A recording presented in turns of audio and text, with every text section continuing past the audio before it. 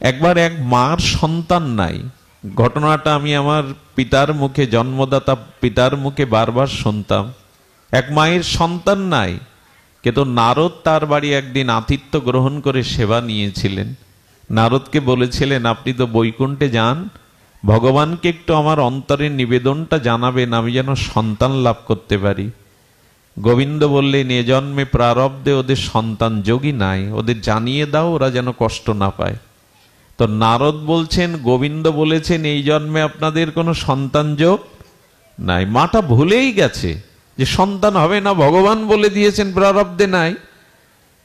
একজন ছেঁড়া কাপড় পরা আর সেই অন্তরমানা গায়ে ধুলিমাখা সাধু ওই গ্রাম দিয়ে মায়ের বাড়ির সামনে দিয়ে বলছে, এক রুটি দেগা তো এক লেড়কা হোগা, দো রুটি দেগা তো দো লেড়কা হোগা। মা তখন হাসছেন, দুটো রুটি দিলে দুটো সন্তান পাবো বাবা, আমার তো ওই ভাগ্য নেই। তবু সাধু যাচ্ছে, সাধু প্রীতি ছিল, সাধুকে দেখে পাদপ্রক্ষালন করে তাকে রুটি সবজি দিয়েছে।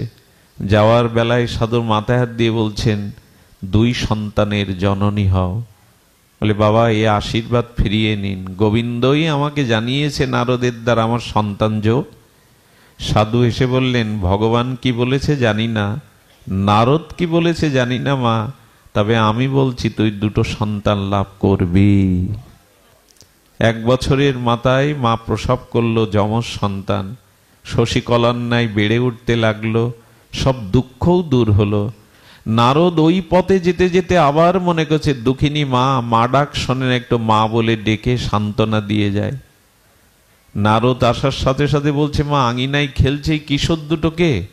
বলে, তার আগে আপনি বলুন, আপনি কেন ভগবানের নামে মিথ্যা শোনালেন আমায়?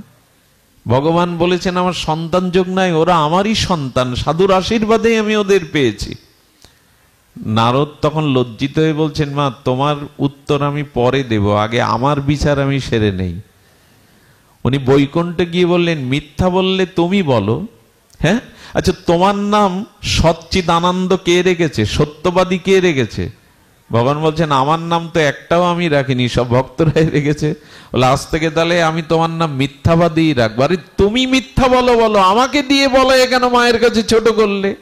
আরে ও তো সন্তানই হয়েছে। নারদের বিষয় বুঝতে পেরে সর্ব অন্তর্যামী গোবিন্দ তো জানেন, বলছে, নারদ এর উত্তর আমি দেব তোমায়, তবে আপাতত কয়েকদিন আমার মনের মধ্যে একটা ইচ্ছা জেগেছে, পূর্ণ করো তো, আমি একটু নরম মাংস খাবো। কখন কি ইচ্ছা জাগে তোমার নরম মাংস খাবো? তা দাও। নারদ ছুরি নিয়ে থালা নিয়ে কত জনের কাছে গেলেন, কেউ বিশ্বাসই করল না যে ভগবান নরমাংস খেতে পারেন বা চেয়েছেন।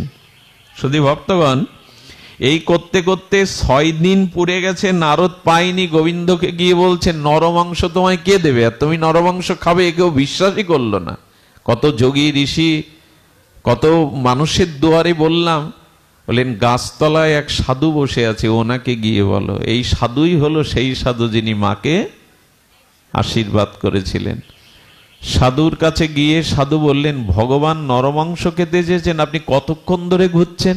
বলে, 6 দিন। বলে, আহা, আমার প্রভুর ইচ্ছা পূরণে আপনি ব্যর্থ হয়েছেন। কত কষ্ট পাচ্ছে প্রভু দিন দিন, ছুরি দিন। আচ্ছা বলুন, কোথার মাংস চেয়েছেন? বলে, তা তো জানি না। হৃৎপিণ্ডটা তুলে দিতে গেলেন, পুরো হৃৎপিণ্ডটা বলছেন এটা তুলে দিন। বলে, দেহ থাকবে না তো? বলে, দেহ তো তারই দেওয়া, তার সেবাই যদি লাগে তবে আমি নিজেকে ধন্য মনে করবো না। আর এ দেহ তো তার দেওয়া, তার সেবাই যদি লাগে তবে আমার ধন্য মনে করব। যাও। হৃৎপিণ্ড তুলে দিলেন। ওখানে যাওয়ার সাথে সাথে ভগবান বললেন, নারদ তোমার গায়েও তো মাংস ছিল, সে চিন্ময় হোক আর রক্ত মাংসের হোক, তুমি তো কেটে দিতে পারতে, আমার স্বাদ হয়েছে। তুমি আমার সাথে থাকো, আমার প্রিয়, তবু তুমি এই চিন্তাটা করনি যে আমি চেয়েছি তোমার কাছে এই বস্তু, আর যে কখনো আমাকে দেখেনি চোখে, যার সাথে আমার কখনো কথাও হয়নি, সে আমার কথা শুনে মাংস তুলে দিল, হৃৎপিণ্ড। এখন বলো, আমি তোমার কথা রাখবো না ওই সাধুর কথা রাখবো? সাধুই আমার প্রাণ নারদ। সাধু যদি কাউকে কোনো আশীর্বাদ করে তবে সেটা প্রারব্ধের বাইরে সেটা পূর্ণ হয়। এই জন্য শাস্ত্রে বলেছেন, পর উপকারই হলো সাধুর কর্তব্য। সাধুর বা সতের চরিত্র হলো এটা। হ্যাঁ, দধিচি মুনি নিজের হাড় দিয়ে দেবতাদের রক্ষার জন্য দিলেন, জীবন দিয়ে দিলেন। আমাদের এই ভূখণ্ডের এটাই হলো নিয়ম। সাধকরা মানুষের কল্যাণের জন্য, লোকনাথ ব্রহ্মচারী সহ যত সাধক আছে দেখবেন অপরের জন্য নিজেদের সব জলাঞ্জলি দিয়েছেন, তপস্যা করেছেন। কেন? নিজের জন্য না, জগৎ জীবের জন্য, কল্যাণের জন্য। এই জন্য নিবেদন করব, পর উপকার কায় মনোবাক্যে যারা করে, সন্ত সহজ সৌভাগ্য খর আগা, সন্ত সহই দুঃখ পরহিত লাগি, পর দুঃখ হেতেও অসন্ত অভাগী। আচ্ছা, অসাধুকে আমরা প্রশ্নোত্তরের শেষের দিকে আসছি, যদিও আমি অনেক রাত করে এসেছি, ক্ষমা চেয়ে নিয়ে ছাড়া উপায় নাই, দীর্ঘ পথ। যদি সাধুর লক্ষ্য কায়মন বাক্যে পরহিত হয়, অসাধুর লক্ষণ কি? অসাধুর লক্ষণ করেছেন দেখুন, পর দুঃখ হেতু অসন্ত অভাগী। অর্থাৎ অসাধু তারাই যারা অপরের সুখ দেখে নিজে দুঃখ পায়, অপরের কল্যাণ, অপরের উন্নতি, অপরের মঙ্গল দেখে যারা সব থেকে দুঃখ পায়, এরাই হলো জগতে অসাধু ব্যক্তি। যারা পরহিত, পরকল্যাণ, পরসুখ, যাদের জীবনে সব থেকে বড় দুঃখের কারণ হয়।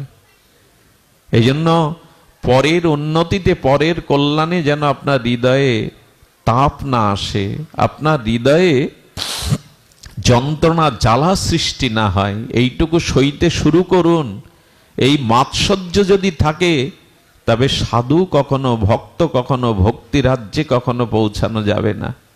তাই শাস্ত্র এখানে বলেছেন যে দেখুন, সাধুর ভুজ তরু সম শান্ত কৃপালা, পরহিত নীতি সহ বিশতি বিশালা। সাধুর কিছু লক্ষণ বলেছেন। সাধু হলো বৃক্ষের মতো। আচ্ছা, কোন বৃক্ষের উপরে যখন লতা গজায়, লতা ওঠে, বৃক্ষ নিষেধ করে? তাকে ছুঁড়ে ফেলে দেয়? বরঞ্চ বৃক্ষকে ঢেকে দিয়ে বৃক্ষের উপর বোঝা হয়ে থাকে, তবু বৃক্ষ তাকে ত্যাগ করে না, বরঞ্চ বৃক্ষ ধারণ করে।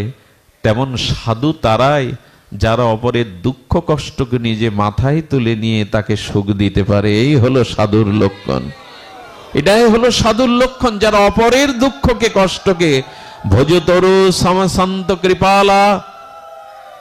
গাছের কোন তরু দেখবেন, লতা দেখবেন, গাছকে আবৃত করে ভার হয়ে যায়, বৃক্ষকেই ঢেকে দেয়, কিন্তু সে কখনো তাদের ত্যাগ করে না। পর দুঃখকে যারা নিজের নিতে পারে, এরাই হলো সন্ত। আর কি বলেছেন? পরহিত নীতি সব বিপত্তি বিশালা। আর অসাধু ব্যক্তির অপরের অকল্যাণ করার জন্য ব্যস্ত। দুটো দৃষ্টান্ত দিয়েছে এখানে। সাপ এবং ইঁদুরকে আমরা কোনো ক্ষতি করি? একটু কথা বলুন। সহসা কেউ সাপকে আর ইঁদুরকে ইচ্ছা করে কেউ ক্ষতি করি? কিন্তু আপনি কখনো সাপের ক্ষতি করেননি, ইঁদুরের ক্ষতি করেননি। ওরা কি ছেড়েছে আপনাকে? ওরা কিন্তু গোপনে গোপনে ওদের ক্ষতি করতে পারাটাই আনন্দ। সাপ দংশন করে বিষ দেওয়াটাই সাপের সার্থকতা কোথায়? যদি কাউকে বিষ ঝেড়ে দিতে পারে, দংশন করতে পারে। আর ইঁদুরের সার্থকতা কোথায়? গোপনে যদি কারো ক্ষতি করতে পারে। অসাধুর লক্ষণ হলো এই যে সে জ্ঞানে অজ্ঞানে গোপনে অপনের ক্ষতি করতে পারলে আনন্দ পায়। আজ আমি ওকে ক্ষতি করতে পেরেছি, বড় কথা বলেছি, কাউকে কষ্ট দিতে পেরেছি, এটাই সাধুর আনন্দে। খল চরিত্র যারা, এরাই অসাধুরূপে পরিগৃত। পরহিত নিত সহ বিপত্তি বিশালা, সানিব খলপর বন্দন করায়, খাল করায় বিপত্তি সই মরাহ। কি অভূত গোস্বামী পাদের এই ভাষা, মৈথিলি ভাষায় রামচরিত মানুষটা একটু দেখবেন, বিখ্যাত গ্রন্থ। এখানে উল্লেখ করেছেন যে অসাধু তারাই, খল যারা, যারা সংগোপনে গোপনে অন্যের ক্ষতি করে কষ্ট পায়। কথাগুলো বড় শুষ্ক, তবু আমার মনে হয় আমাদের এটা জানা একান্ত প্রয়োজন। সবশেষে এইটুকু বলবো, এই জানাটা, এই উত্তরের মীমাংসাটা, প্রশ্নের উত্তর মীমাংসাটা যদি পেয়েছি, তো আসুন আমরা চেষ্টা করি সাধু হবার, অসাধুতা ত্যাগ করার। আমরা চেষ্টা করি অসৎকে পরিত্যাগ করে সৎকে গ্রহণ করার। এটাই আমাদের জীবনের এই জিজ্ঞাসা দিয়ে শুরু করেছিলাম যে মানুষের জীবনে জিজ্ঞাসা আসা চাই, এটাই হলো তার জিজ্ঞাসা। শুধু ভক্তমণ্ডলী, আমাদের জীবনে যেটুকু প্রাপ্তি, যেটুকু করণীয়, আর কিছু নয়। ভগবান এবং ভক্ত, সাধু সঙ্গ আর ভক্ত ভগবানের সেবা, এটি ব্রতী করুন। আস্তে আস্তে একটি লীলা স্মরণ আসছিল আমার। আমরা যদি কেউ অযোধ্যাতে গিয়ে থাকেন, অযোধ্যাতে কনক মন্দির আছে, কনক ভবন। এখানে রাম সীতার বিগ্রহ আজও চির জাগ্রত। পৃথিবীর অন্যতম শ্রেষ্ঠ সন্ত শিরোমণিরা এখানে প্রভুর সেবা করেছেন। বেশ কিছু শতক আগে এক সন্ত সাধু কনক ভবনে রঘুপতি রামচন্দ্র সরকারের সীতামায়ের সেবা করতেন। এখন উনি আশ্রমে একটা ওষুধ তৈরি করবেন বলে একটু ফিটকিরি কিনে এনেছেন একদলা।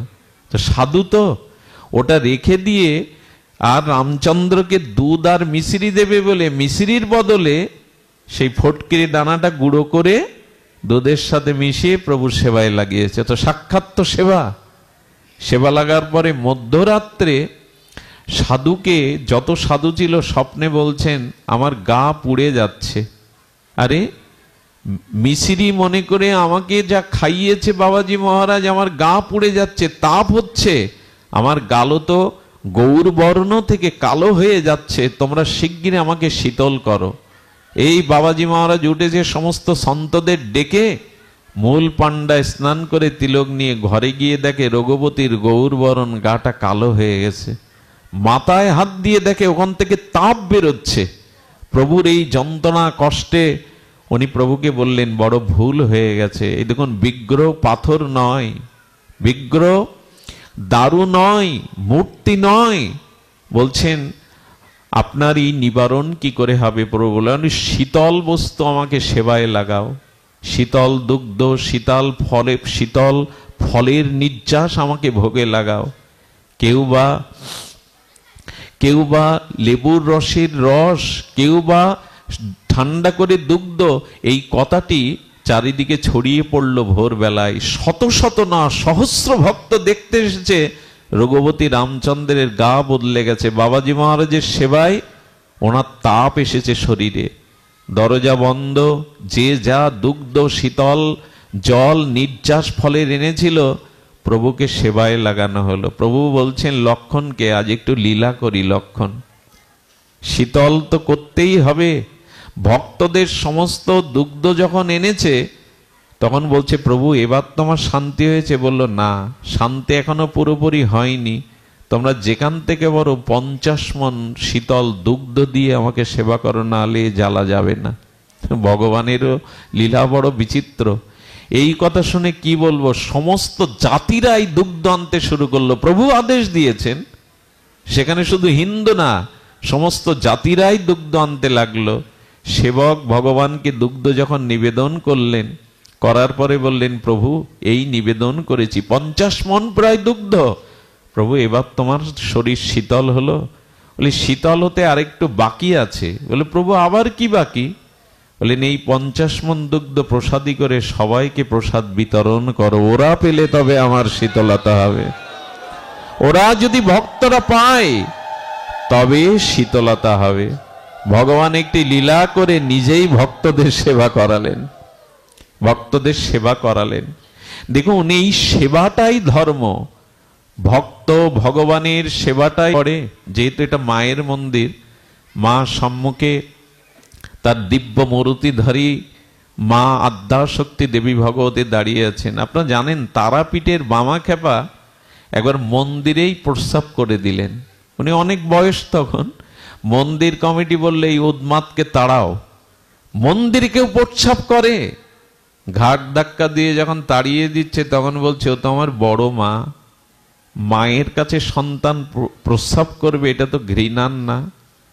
ঠিক আছে মা, আমাকে তাড়িয়ে দিচ্ছে, আমি গেলাম, আমি খাবো না দাবো না, পড়ে রয়েছে এক কোণে। কি বলবো? তারাপীঠের তারা মা পূজারীদের স্বপ্ন দেখাচ্ছেন, আমাকে 3 দিন কেন না খাইয়ে রেখেছিস? আমাকে 3 দিন কেন উপবাসী রেখেছিস? মা তোমার ভোগ রাগ তো আগের মতোই চলছে। বলে ওই প্রসাদ ওই ভোগ আমি গ্রহণ করিনি, আমার বাবা যে 3 দিন না খেয়ে পড়ে আছে। বলে মা ও তো মন্দিরেই অশাস্ত্রীয়, এই যে সূচি মানে না, কিছু মানে না। বললো ওর মা মরার পর থেকে আমাকে বড় মা বলে জানে। মায়ের কোলে মলমূত্র ত্যাগ করলে মা কি ঘৃণা ভরে তাকে ত্যাগ করে? ও আমার সন্তান, ওকে সেবা না দিলে আমি সেবা নেব না। সেই দিন থেকে তারাপীঠের কি নিয়ম জানেন? ভোগ হলে আগে বামা খেপাকে নিবেদন করতে হবে, পরে মা পাবে, পরে নিবেদন মাকে হবে। এই জন্য যদি জীবনে ভক্ত ভগবানের সেবাই মনের ব্যাকুলতা আসে, ভক্ত সেবা ভগবান সেবা, এটাই প্রেম, এটাই ভক্তি পাওয়ার একমাত্র উপায়। এটাই একমাত্র উপায়। ভগবান সেবা ভিন্ন অন্য কিছু গ্রহণ করতে চান না। সেবা মানে সুখ, যার দ্বারা ভগবানের আনন্দ দেওয়া যায়, যার দ্বারা ভগবানকে সুখ দেওয়া যায়, আনন্দ দেওয়া যায়। এই আনন্দ দেওয়ার নামই হলো সেবা। আমাদের জীবনে সেবা যতদিন না আসবে ততদিন আমাদের জীবনে প্রেম ভক্তি অধারা থেকে যাবে। আপনাদের মনে আছে ভগবান শ্রীকৃষ্ণ যার বুকের দুধ পান করবেন তিনি কি সাধারণ? ভগবান যার বুকের দুধ পান করবেন তিনি কি সাধারণ? সাধারণ না। শুধু ভক্তবৃন্দরই আপনারা জানেন যে একবার আমাদেরই উত্তর ভারতে এসেছিলেন 2 জন বৈষ্ণব গৃহে। যার গৃহে এসেছেন তার ঘরে বিন্দুমাত্র কিছু নেই সাধুদের সেবা করানোর। এত অভাব, এত ভিক্ষা করে দুমুষ্টি পান। এর ভক্তমাল চরিত্র পড়লে নিজেকে বড় পিছিয়ে পড়া মনে হয়, অধম মনে হয়। কি করলাম সারাটি জীবন? বৈষ্ণব সেবা যতদিন না হবে ততদিন ভগবত কৃপা না হবে না। ভক্ত ভগবান জীবের সেবা, এটার মাধ্যমে ভগবান সন্তুষ্ট হন। ঘরে কিছু নাই, স্বামী বলছে কিছুই তো নাই, পয়সা করিও নাই। স্ত্রী কি করলো জানেন? স্ত্রী ওই যে আগেকার ধান টান রাখতো, যেটা আউড়ি বলে, ওরও একটা বস্তুর মধ্যে গিয়ে নিজের পরনের কাপড় খুলে দিল। দ্বিতীয় কাপড় নেই। এই কাপড়টা বাজারে গিয়ে যা পাও সস্তায় বিক্রি করে কিছু নিয়ে এসো, আটা পারো, তেল সবজি পারো, নিয়ে এসো। ওর মধ্যে বসে ঘরে দরজা দিয়ে ওটা রান্না করে বললেন বললেন ভোগ লাগিয়ে সাধুদের দিয়ে এসো। যখন সাধুদের পাতে দিচ্ছে তখন বলছে বাবা সেবা আমরা নেব না। বলে কেন নিবেন না? অপরাধ কি? বলে এই গৃহের গৃহিণী মনে হয় আমাদেরকে মেনে নিতে পারেননি। তাহলে গৃহে মা থাকতে কেন আপনি সেবার বস্তু প্রস্তুত করছেন? নিশ্চয় মা আমাদেরকে মেনে নিতে পারেননি। মা যদি এসে সেবা পরিবেশন করে তবে সেবা নেব। হাউমাউ করে স্বামী স্ত্রী দুজনে কাঁদছে, ঠাকুর আর কত পরীক্ষা নেবে? আমি এই অবস্থায় সাধু সন্তের সামনে কি করে যাব? পরীক্ষা নিতে হয় তো এমন করে নিতে হয়। তবে আমিও রাজি আছি। আমি এই অবস্থায় সাধুদের সামনে যাব, কিন্তু সাধুদের ফিরে যেতে দেব না। সাধু গৃহতে ফিরে গেলে তো সর্বমঙ্গলই নাশ হয়ে যাবে। আমি যাব। যেই পদ্মা বাইরের সেই আবরণ ভেরে বেরোলেন, গোবিন্দের চোখে জল।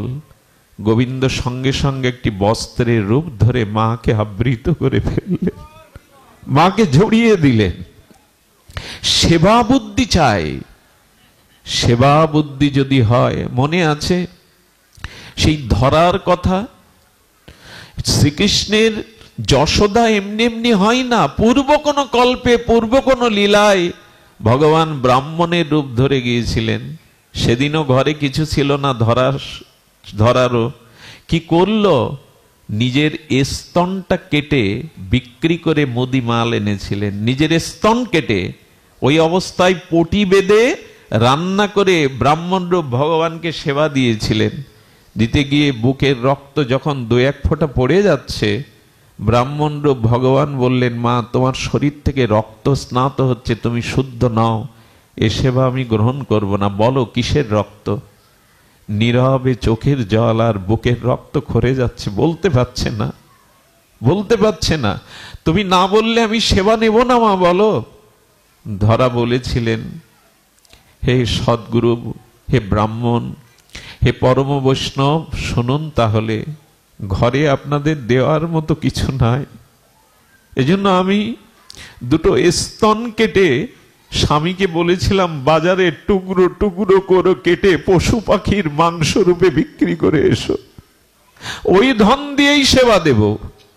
ভগবান ব্রাহ্মণ রূপে কাঁদছেন আর বলছেন, মা, বুকের রক্ত, বুকের স্তন কেটে খণ্ড খণ্ড করে বাজারে বিক্রি করে আমায় যখন সেবা দিলি, তবে আমিও বর দিচ্ছি, আমিও সন্তান হয়ে তোর কোলে গিয়ে ওই স্তন পান করবো, আমিও কথা দিলাম।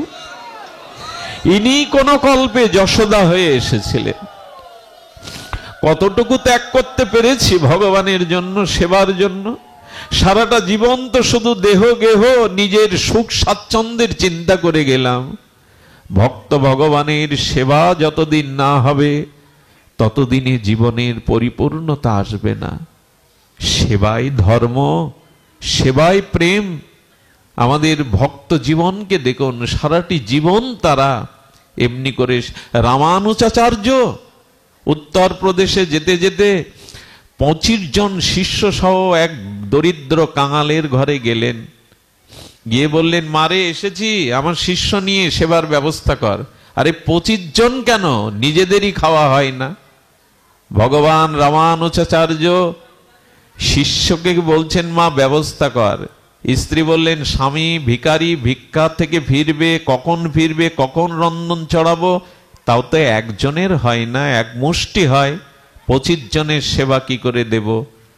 শাড়ির আঁচল দিয়ে তাদের বসতে দিলেন, পা ধুয়ে দিয়ে পদস্খলন করে ঘরে যা পুরানো কাপড় ছিল তাই দিয়ে মেঝেতে বসতে দিলেন। প্রতি ধনীর কাছে গিয়ে ভিক্ষা চেয়েছিলেন, আমার জীবন দিয়েও শোধ করব, কিছু উপচার দিন। কিন্তু আসলে কি দেখবেন, মানুষ যখন একটু দরিদ্র হয়ে যায় তখন তাকে আত্মীয় স্বজন বিশ্বাস করতে চায় না, কিছু চাইলে তখন এড়িয়ে যায়। তো এরকম রীতি আছে সমাজে, কেউ দিতে চায় না। কিন্তু ওই গ্রামের এক ধনী লম্পট যুবক, এই সতী নারীর প্রতি তার কুদৃষ্টি ছিল অনেক দিন থেকে। অভাবের সুযোগ নিয়ে বহুবার কুপ্রস্তাবও দিয়েছে। ভক্তমাল চরিত্র, গল্পগাথা নয়, ভক্ত চরিত্র শুনুন।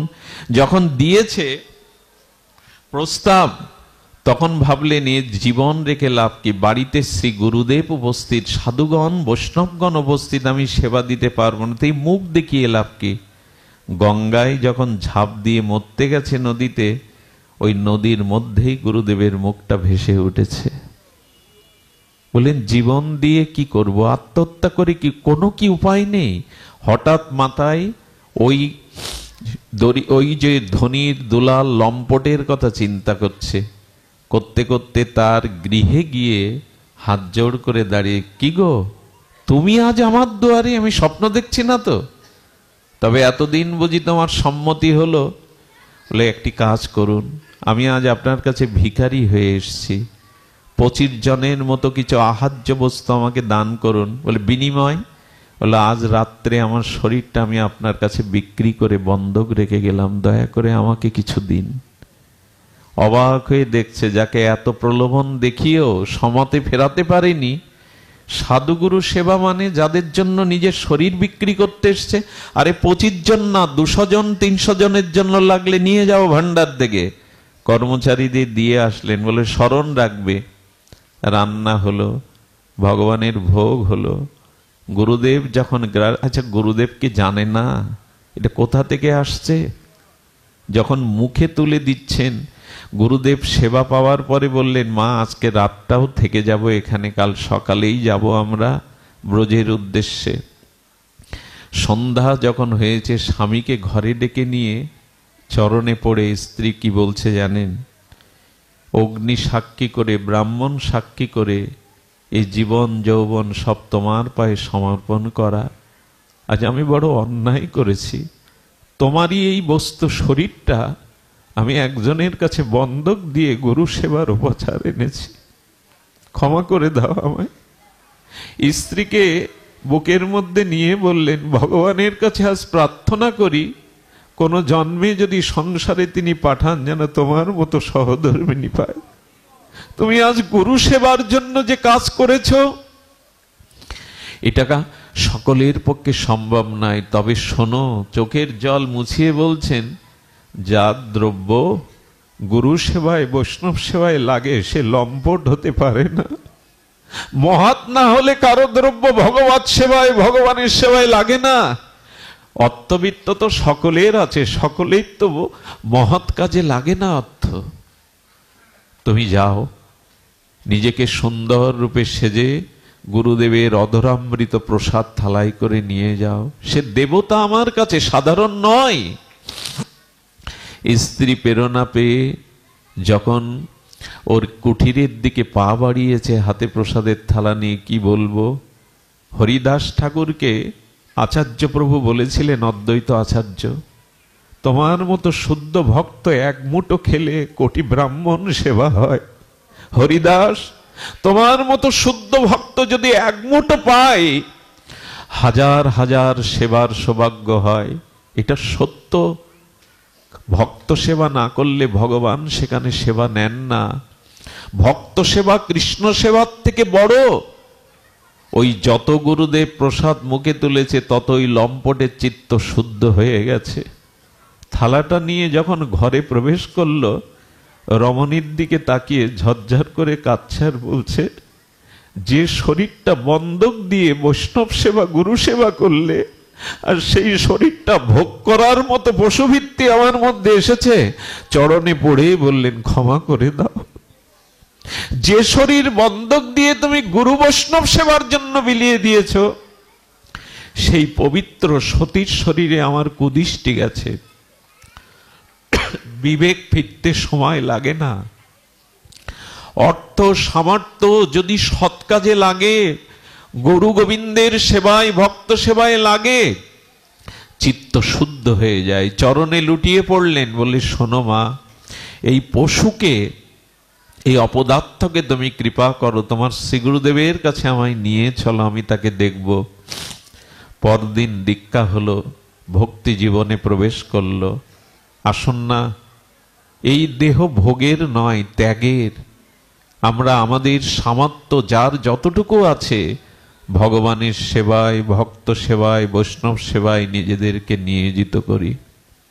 এটাই হোক আমাদের জীবনের ব্রত, সেবাই হোক আমাদের ধর্ম। আমি আমাদের কার্তিক বাবা, শ্যামল বাবাকে অনেক বড় কথা বলছি আসতে গিয়ে, কেন এত দূরে আমাকে আনেন, ভক্তরা কষ্ট পাচ্ছে অপেক্ষায়, অনেকটা দূর, 5 ঘন্টার প্রায় পথ। তবে তারা যে কেন এনেছে এখন অনুভব করছি। আপনাদের সঙ্গ মিলিয়ে দেওয়ার জন্য তারা কত গালি, তারা কত কটু কথা তাদের বলি, কেন এত দূরে আনেন, তাদের কাছে ক্ষমা চাইছি। তারা এমনি করে সঙ্গ মিলিয়ে দিয়েছে। এবং আমি বর্তমান আমাদের এই বঙ্গদেশে, বাংলাদেশে এভাবে যেখানে মন্দির দেখি, আপনাদের মতো শুদ্ধ তৃষিত শ্রোতা দেখি, তখন সব দুঃখ ভুলে যায়, সব পরিস্থিতি যেন ভুলে যায়। আপনাদের কাছে অনুরোধ করব, এই কয়রা কালীবাড়ি মন্দির অঙ্গনে, বলমারি বাসী সহ আশেপাশে সবার প্রতি সবার দৃষ্টি রাখুন। অপরের কল্যাণের চিন্তাটা সকালবেলা উঠে মাথায় রাখুন। একা বাঁচতে চাইবেন না, সবাইকে নিয়ে বাঁচুন। ধর্ম বাজলে আপনি বাঁচবেন, স্বজাতি বাজলে আপনি বাঁচবেন, সবাই ভালো থাকলে আপনিও ভালো থাকবেন। তাই স্বজাতির চিন্তা করুন, ধর্মের চিন্তা করুন, আর সবাইকে নিয়ে বাঁচবার চিন্তা করুন। একটি ফুলে কখনো মালা হয় না, সুতা একটি, কিন্তু অনেকগুলো ফুল গ্রথিত করেই তো মালা হয়। তেমন ধর্মের সুতায়, একতার সুতায় আমরা যদি সবাই গাঁথতে পারি, তখন আমরাও মালা হতে পারবো। একটি ফুলে মালা হয় না, সবাইকে নিয়ে এই বাকি নামযজ্ঞ, বাকি অষ্টকালীন লীলা কীর্তন যাতে সুসম্পন্ন হয়, সবাই দৃষ্টি রাখবেন। কমিটিকে সাধুবাদ জানাই। বঙ্গদেশে যখন এ জাতীয় মন্দির দেখি, এই বঙ্গদেশে, বাংলাদেশে যখন এ জাতীয় মন্দির দেখি, গর্বে বুকটা ভরে ওঠে। যেখানে মন্দির আছে, যেখানে উপাসনা আছে, যেখানে সাধুসঙ্গ হরিকথা আছে, সেখানে কিছু না কিছু কল্যাণ অবশ্যই হবে। সেই স্থানে যারা আসবে তাদেরও আত্মকল্যাণ হবে। আপনাদের মঙ্গল কামনা করে এখানে একটি প্রশ্ন এসেছিল, ছিল সুখদেব গোস্বামীর প্রকৃত অনুসারী, কলিহত জীবের পারমাত্মিক পথের কাণ্ডারী, বিশুদ্ধ ভাগবত বক্তা কৃষ্ণধন্য ভক্ত চূড়ামণি আলোচক প্রণাম। কিছু জানার জন্য শেখার মানসে কিছু কথা।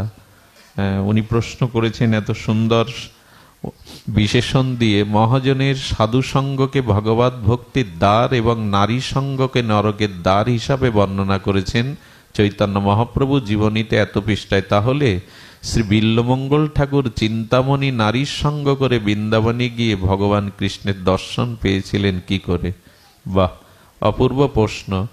দুটি বিষয় এসেছে, একটি হলো সাধু সঙ্গ ভগবত ভক্তির দুয়ার, আর নারী সঙ্গ নরকের দুয়ার। আসলে নারী সঙ্গ বলতে এখানে নারী সঙ্গ বলতে শুধু নারীদেরকে, এই যে রক্তমাংসের পিণ্ড রমণী শরীরকে বলেনি।